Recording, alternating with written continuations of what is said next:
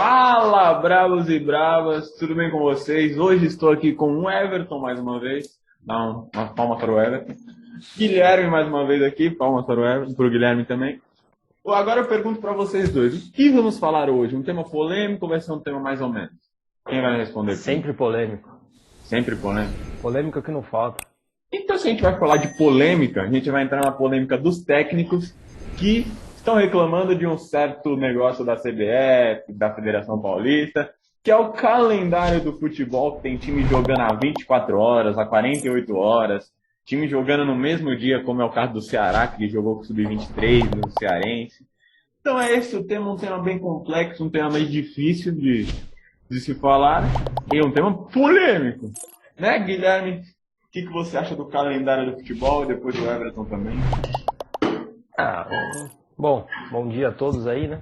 Bom dia.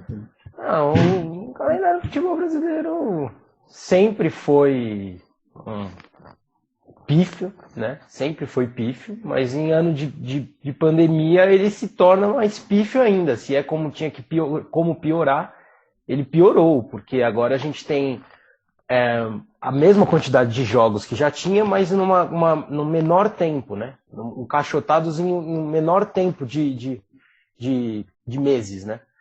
Normalmente a gente tinha, sem a pandemia, o calendário começava em janeiro, no meio de janeiro, e terminava no início de dezembro. Agora começou no final de fevereiro, né? Visto que a temporada passada que terminou em fevereiro. Então, ficou muito mais complicado. Se já era complicado, se a gente já tinha jogos em data FIFA, o que para mim é um absurdo, e tudo mais, agora então, com a pandemia, piorou muito mais, né? O Everton mencionou a questão da pandemia, né? O Guilherme mencionou a questão da pandemia, que é o fato que complicou tudo, escancarou tudo a merda que é o calendário de futebol brasileiro, né? Acho que ferrou ainda mais. E Everton, o que você acha disso?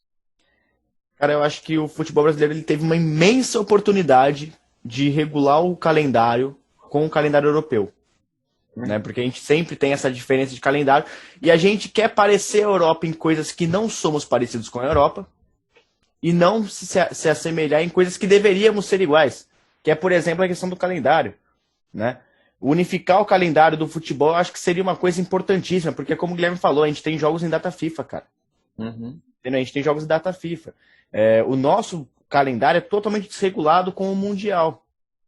E não tem um porquê.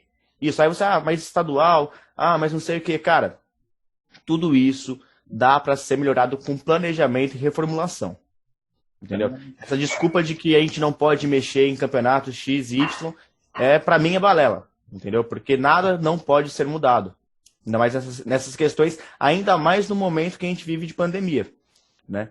Então a gente perdeu essa oportunidade. Eu falo que a gente se assemelha em coisas que não deveríamos ser, né? No questão, por exemplo, da unificação da final da Libertadores e da Sul-Americana em um jogo único, em um país que não seja o dos times que estão na final, né? E porque não faz sentido nenhum aqui você jogar um São Paulo e Boca Juniors no Peru. Não tem porquê. Na Europa você tem, porque todos os países são juntos, são pequenos países ali. Você tem você pode ir, o transporte é mais fácil para você ir para esses países. Aqui na América do Sul não é assim, entendeu? E na questão do calendário é realmente vergonhoso. O que estão fazendo assim com o calendário do futebol brasileiro é vergonhoso. E como eu assisti uma entrevista do Fernando Praz, e isso ele mencionou nessa entrevista, falaram do calendário, né? E aí ele mencionou que isso desvaloriza o campeonato. Os times entrar com um time reserva, entrar com o Sub-23, foi o caso do Ceará. Então, Palmeiras, São Paulo, até o Corinthians, uma parte, entrou com um time reserva no Campeonato Paulista e que era antes desvalorizou o Paulista. Com certeza. Pode falar, desculpa. Não, vai, termina. Eu tenho uma ideia do Campeonato Paulista que poderia ter soluções, sabe? Para não misturar as duas competições, Paulista e Libertadores. Por exemplo, o time que está na Libertadores joga, 6 jogos do Campeonato Paulista, tem essa vantagem, e aí tem que ter, ou entra direto no mata-mata, que nem a Copa do Brasil, que não pega aquelas fases preliminares e os times entram direto no mata-mata. Para não ficar muito aglomerado. Eu sei que é uma ideia muito louca, mas tentar diminuir o calendário. Eu acho que você relacionar Libertadores com o estadual, eu acho que é uma furada. Eu acho que não tem nada a ver um campeonato com o outro, é porque é outra proposta, outra coisa, outro sistema totalmente diferente, assim. Eu acho que os dois não têm ligação necessariamente um com o outro, entende? Mas eu entendo que há de se ter uma reformulação dos estaduais, sim. Só para trazer essa ideia de que você desvaloriza o seu próprio campeonato, a gente pode pegar a primeira rodada do Palmeiras nesse Campeonato Paulista. A primeira rodada do Palmeiras nesse Campeonato Paulista foi em meio a uma decisão de Copa do Brasil, na qual o Palmeiras jogou com o time titular, né, na final da Copa do Brasil, é claro, e aí no Paulista, né, já iniciando a outra temporada, porque a final da Copa do Brasil é da temporada passada. E o primeiro jogo do Campeonato Paulista do Palmeiras foi nada menos contra o Corinthians.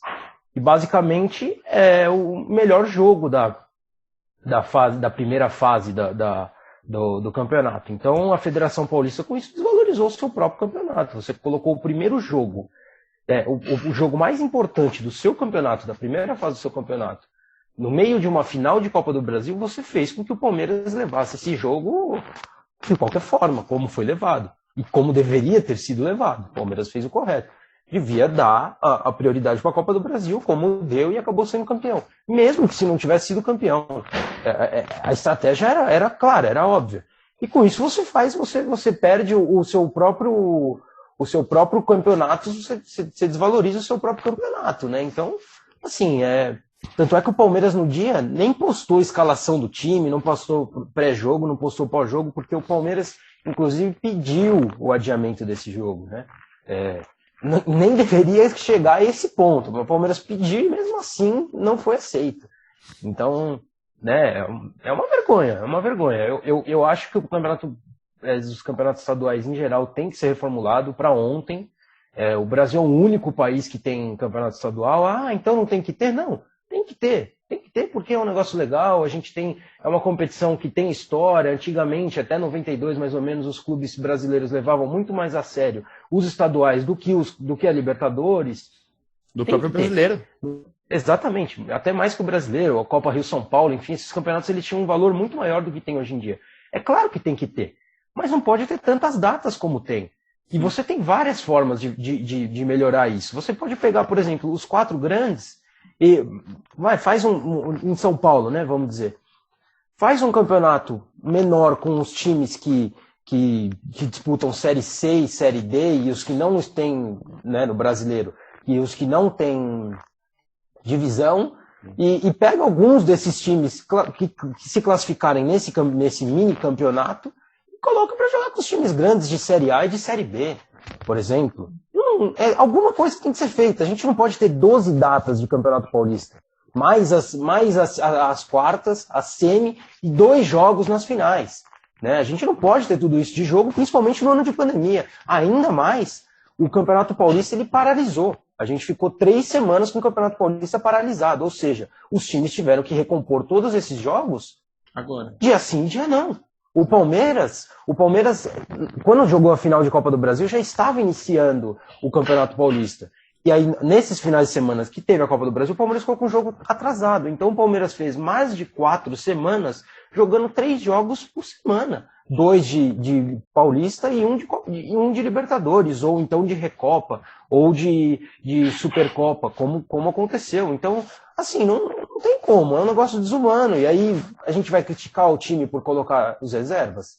Pô, se a Champions League, que é a Champions League, no ano passado, mudou a sua forma de ser, fez uma bolha ali em Portugal, fez um jogo só, o mata-mata se transformou em mata, que normalmente a Champions League até a semifinal tem 2 jogos. A Champions League, que tem bilhões de patrocinadores, que gera bilhões de reais, bilhões de euros, pôde diminuir a quantidade de datas, por que o Campeonato Paulista não pode? O que o Campeonato Paulista tem a mais que não tem na Champions League? Então, é difícil, é muito complicado. Eu acho que o Paulista tem uma solução mais simples. Eu acho que em vez de ter 12 jogos da rodada comum, da rodada de classificatória, eles separam grupos. Os grupos, tem 4 grupos do Campeonato Paulista, 4 ou 5 grupos, e os times que estão no grupo jogam entre eles. Que em vez de ter 12, no máximo vai ter 6. Faz 2, ou cada 2 confrontos cada time. Em vez de ter 12, tem 6. Então seria muito mais simples, cortaria 6 jogos do calendário, daria descanso, por exemplo. Os 6 jogos poderiam ser de domingo, entende? Semana ficar para Libertadores e no final de semana fica para o Paulista. Nessa fórmula, entretanto, você corta o que o Paulista mais oferece de legal, né? Que ele tem ali como... Por que o Paulista é tão legal? Por causa dos clássicos. Sim. Né? Por causa dos clássicos. Tanto é que muita gente reclama de você assistir um jogo 9h30 da noite contra, vamos supor, Palmeiras e Novo Horizontino. Né? Agora um clássico, todo mundo para ver. Né? E esse que é o grande chamativo do Campeonato Paulista e de qualquer campeonato estadual. Né? Só que com isso, né, eu também acho que é uma forma até interessante de pensar, fazer um campeonato ali com chaves, né, com grupos, e jogar os times entre eles, eu acho que é bem bacana, né? Só que tem também esse contraponto de perder clássico, o que para mim, sinceramente, não altera em nada, visto que os clássicos também provavelmente ocorreriam numa classificação aí dos grandes, nesses grupos, né? E aí teria as classificatórias, né? Os mata-matas. Ou talvez só matas. Sim. Uma coisa também que eu acho completamente sem noção do Campeonato Paulista é que o Campeonato Paulista rebaixa só 2 para o Paulista e tem aquela tabela. Nada a ver. Para que serve aquela tabela? Para mando de jogo. É ridículo. Não, é ridículo. Aquilo ali, inclusive foi até um ponto que eu queria destacar, que no ano passado, se não me engano, foi no grupo do Santos. Um time que estava quase caindo, ele venceu o último ou penúltimo jogo e se classificou. Esse ano. Porque estava muito abaixo nos pontos, assim, o grupo, né? Uhum. E um time que estava no grupo do Palmeiras, acho que não me engano foi do Corinthians, perdão. Ou talvez o próprio Corinthians. E um grupo o grupo do Palmeiras, no ano passado, o terceiro lugar não se classificou com um número superior ao time que classificou no outro grupo. O Novo Horizontino desse ano, Everton. Novo Horizontino merecia classificar. A Ferroviária se classificou com 12, 14 pontos. Novo Horizontino estava com 18. Então, cara, pra que tem aquela tabela? Me fala. Porque seria mais justo daquela tabela se classificar os 8 daquela tabela e não importa a classificação dos grupos. Mas não, eles classificam do grupo e tem aquela merda, aquela tabela. Na real importa, de certa forma, por causa do mando de jogo. É igual na Libertadores. A Libertadores também tem uma tabela com os times ali. Ela também tem. Mas mas essa tabela, não precisa ser divulgada. Que a gente vê, o São Paulo tá com 25 pontos. Como não precisa ser divulgada? O mando de jogo é do São Paulo. Pode ser divulgada, mas ela não interferir no campeonato, entende?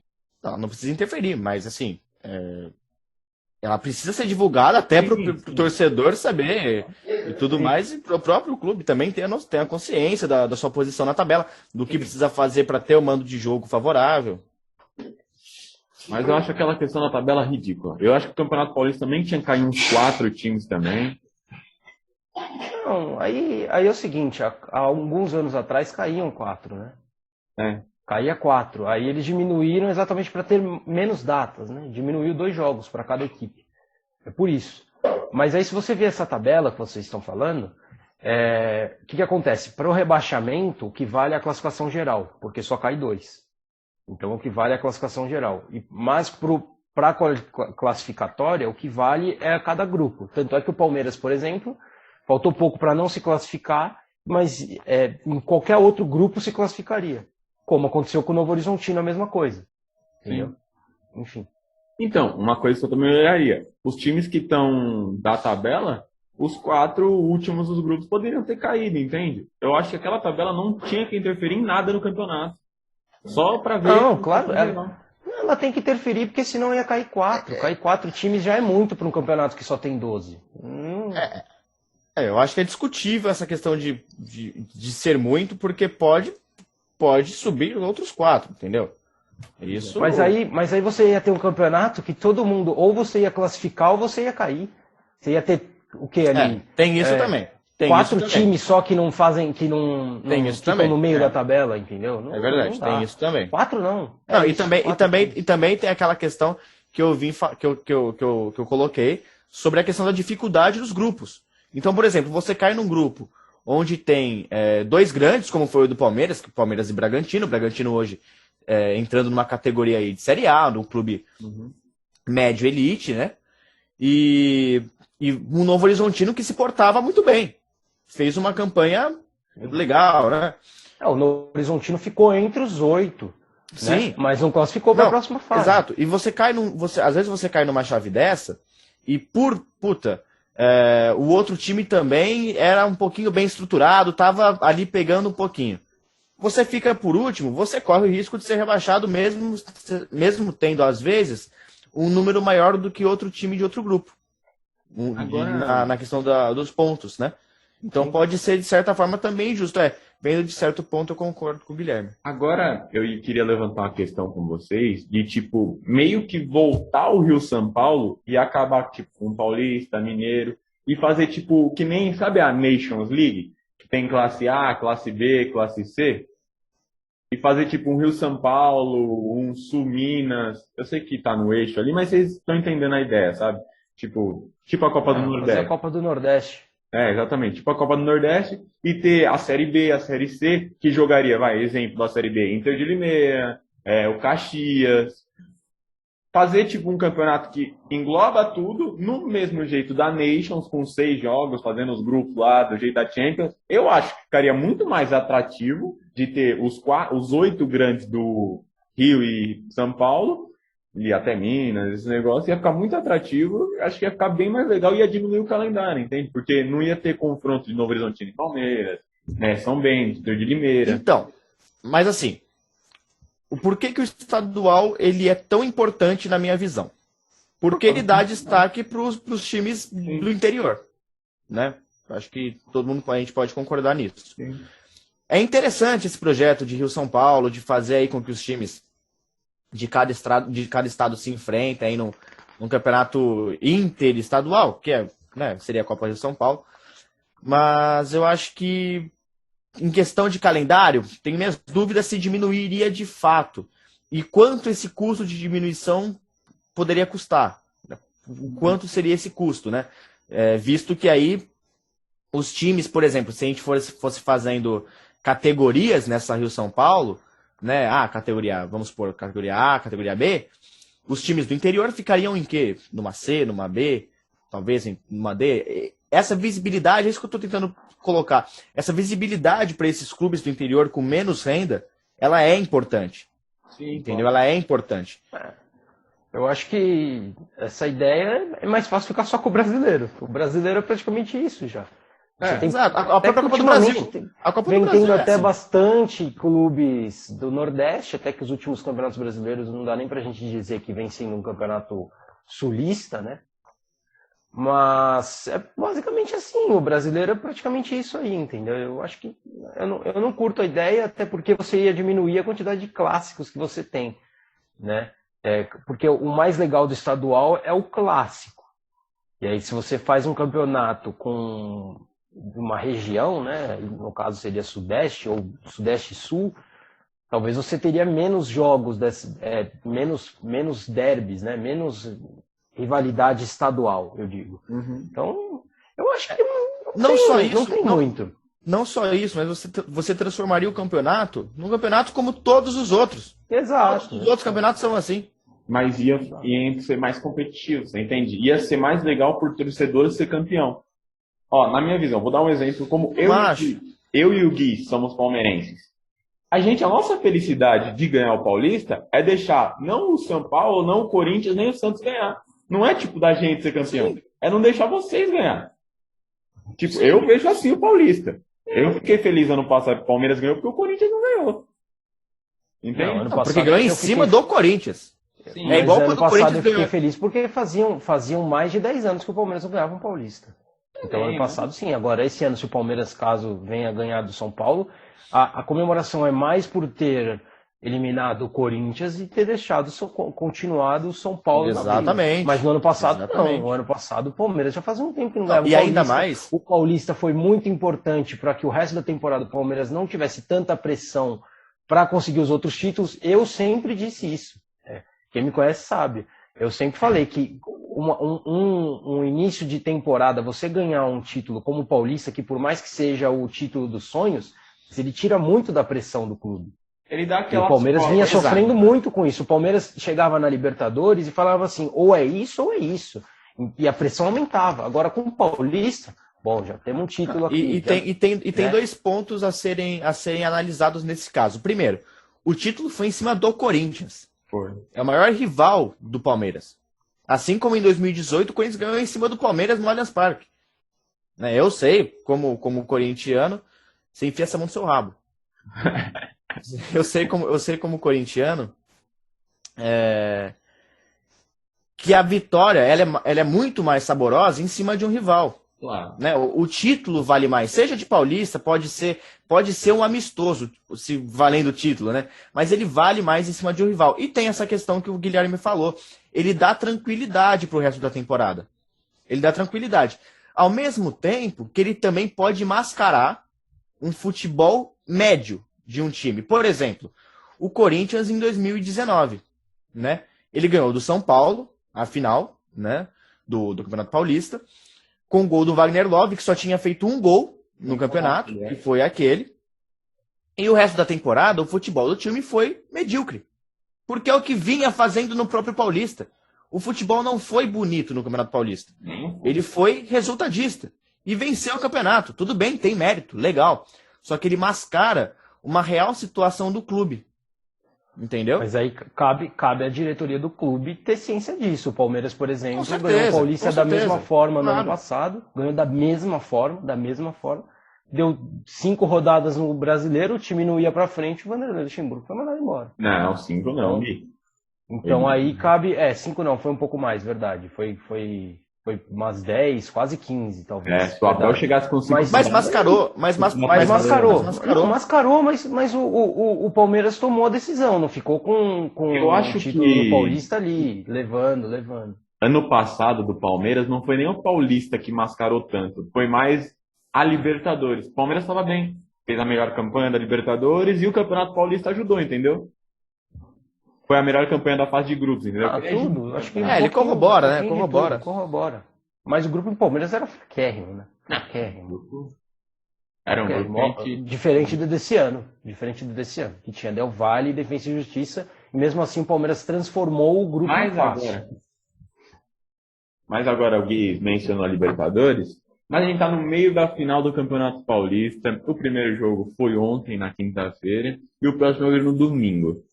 Everton Dertônio, como grandíssimo fã do Casagrande, quem vai ser campeão paulista para você, Everton? Palmeiras. Eu acho que o Palmeiras leva essa daí. Eu acho que o Palmeiras leva. Embora, só deixa eu colocar um ponto. Colocar um negócio. O título está nas mãos do São Paulo. Porque ele joga em casa, ele joga no Morumbi. O São Paulo, esse ano, vem fazendo bons jogos. O São Paulo não é um time fraco. Ele é forte dentro da sua casa, mas eu acho que ele vai amarelar no último minuto e vai dar o título pro Palmeiras. Pode ser nos pênaltis, mas eu acho que volta pro Palestra. Eu concordo com o Everton. Só colocando um detalhezinho, só colocando uns pingos nos is aí. Detalhe também que a Sociedade Esportiva Palestra é melhor fora de casa. O torcedor do Palmeiras está gostando do Palmeiras fora de casa. Então vai ser interessante esse jogo. Guilherme Cambiles. Quem vai ser campeão paulista para você? Eu não tenho um palpite. Olha, eu também... Acho um jogo muito duro. Imagino que o São Paulo vai ter um pouco mais da bola e talvez o Palmeiras consiga explorar sua melhor característica do momento, que é o contra-ataque. Então, eu acho... Eu me surpreendo até porque ontem o São Paulo conseguiu ter ali uma ideia de jogo que não deu espaço para o Palmeiras contra-atacar tanto, que é o que o Palmeiras mais queria. Sim, então eu achei que o São Paulo me surpreendeu ontem, inclusive. Eu queria deixar claro, para que não me entendam mal, que o sentido de amarelar não é no futebol. tal. É a questão daquela seca do São Paulo, de estar há quase 10 anos sem ganhar um título sequer, né? E por isso que tem tanto a chance dentro da sua casa. Então, assim, as condições são favoráveis ao São Paulo, o clima é favorável ao São Paulo, né? Mas eu também acho, o jogo ele vai ser muito pegado, vai ser muito disputado, vai ser muito técnico, principalmente, assim, na questão de estudo entre os dois times. Como foi ontem. Como foi ontem. Ontem foi um exemplo claro disso. Foi. Né? Eu só, assim, particularmente, eu só espero que não seja igual a final da Libertadores. Né? Onde os dois times abdiquem de jogar no meio do segundo tempo. Sim. Final, cara. Eu assim, eu não consigo. Essa ideia, pô, é final, cara. Final é detalhe, entendeu? Eu não. A maioria das finais são assim. Se você pegar a final até de jogo grande, a maioria das finais não são jogos abertos com mas igual foi a 4-3, 3-2. Libertadores não foi. Mas é parecidíssimo. O Bayern de Munique e PSG foi um jogo parecidíssimo. Liverpool e Tottenham foi um jogo péssimo. Tô pegando Champions League. Foi um jogo péssimo. É final, gente. É final. Querer futebol bom em final, desculpa, é utopia. França e Croácia pegar a Copa do Mundo. A França não fez um grande jogo, mas fez muito gol ali. Mas Alemanha e Argentina. Alemanha e Argentina. Final de Copa do Mundo. Jogo péssimo, jogo truncado. Estudado. Foi um jogão. Estudado sim, mas isso não quer dizer que os dois times abdiquem de jogar, Guilherme. Você sabe, o Santos mas nem o Palmeiras e nem o Santos abdicaram de jogar. Abdicar de jogar é você não fazer nada em campo. Ficava um jogando a bola pro campo do outro. Claro que não. Não abdicaram, o jogo foi muito estudado. Gente. O jogo final é assim, o final é estudado. Como foi ontem. Ontem a final foi muito estudada. Então ontem a gente pode dizer que foi igual ao Palmeiras e Santos? Só não saiu Não, porque os dois times não deixaram de jogar. Eles estavam se trancando ali no meio do campo. Mas não é que um estava jogando a bola pro outro sem jogada nenhuma. Mas Palmeiras e Santos talvez não teve oportunidades. Mas não era chutão para um lado, chutão para o outro. Tô a bola, não quero ela. Tô a bola, não quero ela. Não foi assim. Agora, só uma pergunta para vocês dois. Ontem, eu suponho que os dois assistiram o jogo. Quem jogou melhor ontem? Palmeiras ou São Paulo? Foi muito equilibrado. Foi um jogo muito equilibrado. Para mim, foi igual o jogo, juro por Deus. Assim, eu não consigo ver um time melhor que o outro. O Palmeiras criou umas chances, como o São Paulo também criou outras. Foi muito equilibrado, foi um jogo muito estudado, muito espelhado. O Palmeiras ficou com 53% de posse de bola, se não me falha a memória, assim, empate técnico, basicamente. Foi um jogo muito equilibrado. Final é assim, principalmente quando tem dois jogos, então, os dois times querem levar para o último jogo. Principalmente para o Palmeiras. Principalmente não, também para o Palmeiras. Porque o Palmeiras jogar em casa ontem não teve tanta diferença. O Palmeiras é um time que vai levando.